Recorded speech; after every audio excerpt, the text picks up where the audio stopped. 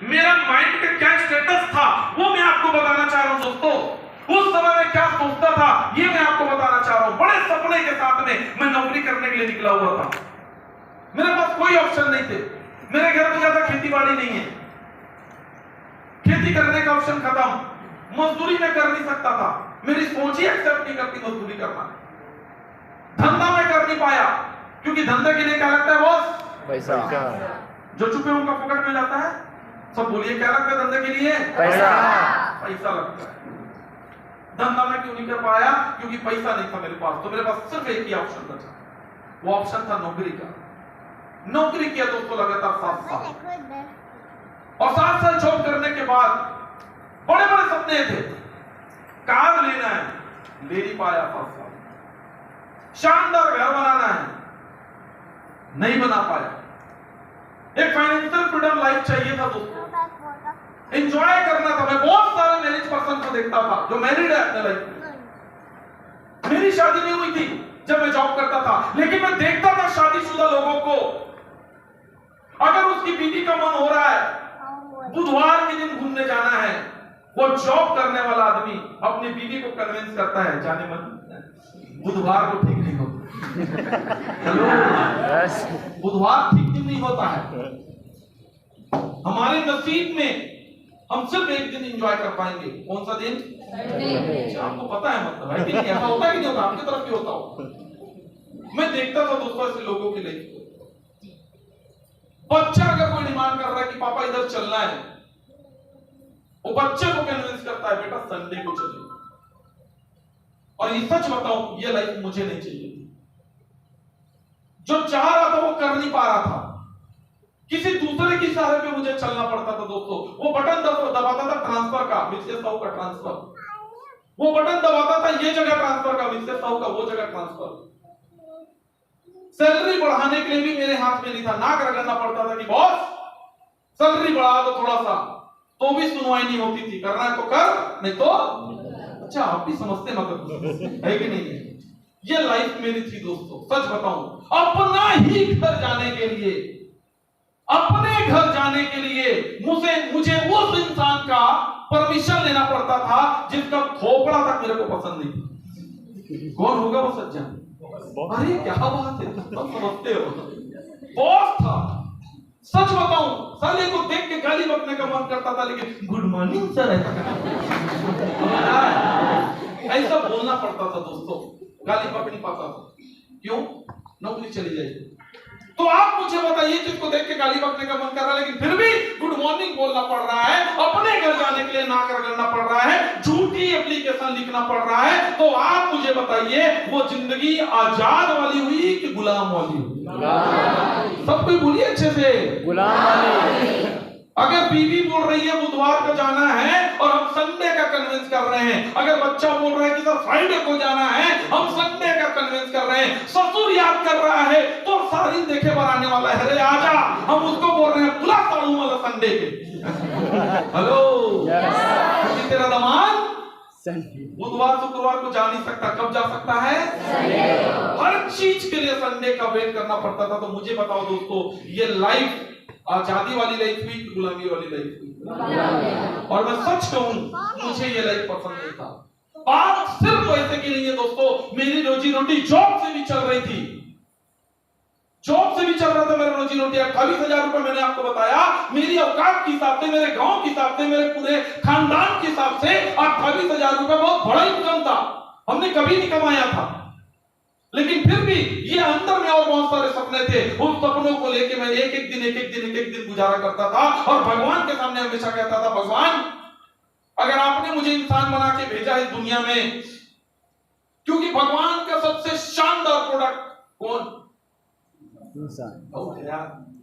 भगवान ने ना पता नहीं हजारों लाखों प्रकार के जीव जंतु बनाए होंगे, करोड़ों प्रकार के जीव जंतु बनाए होंगे, लेकिन सबसे शानदार आइटम कौन है? अब यकीन हुआ? भले कोई बोलता सर मैं कोलवा हूं, अबे तब भी सबसे शानदार है तू। हेलो, है कि नहीं है? कोई बोलता सर मैं तो काला हूं, तो भी तू शानदार आइटम है दूसरे जीव जंतु के हिसाब से देख। कोई बोलता सर मैं नाटा हूं, कोई बोलता मेरा एक मार्क नहीं, कोई बोलता मेरा कुछ नहीं है, तो भी भगवान का सबसे शानदार आइटम है इंसान। सबसे बेहतरीन रचना इंसान। और मैं अगर इंसान बन के यहाँ पे आया हूं भगवान, तो मुझे बताओ, मुझे रास्ता दिखाओ। मैं जीवन में कुछ करना चाहता हूं, बड़ा करना चाहता हूं, जिंदगी को जीना चाहता हूं, ये संडे वाली लाइफ से निकलना चाहता हूं।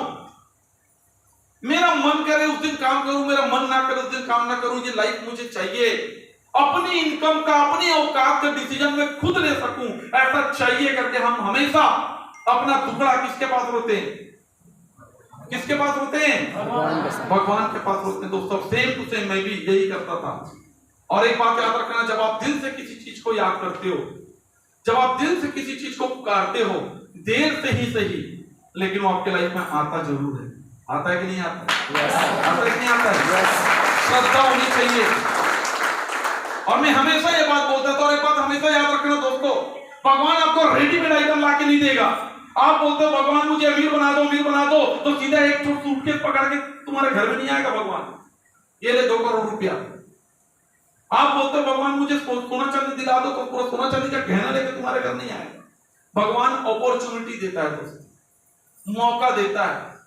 हम इन आंखों से मौके को पहचान पाते हैं या नहीं पहचान पाते हैं, ये आपके और हमारे बुद्धि के ऊपर डिपेंड करता है, लेकिन भगवान मौका देता है। मुझे मौका दिया गया, मित्र तो हमेशा फरियाद लगाता है, तो ये मौका है तेरे पास।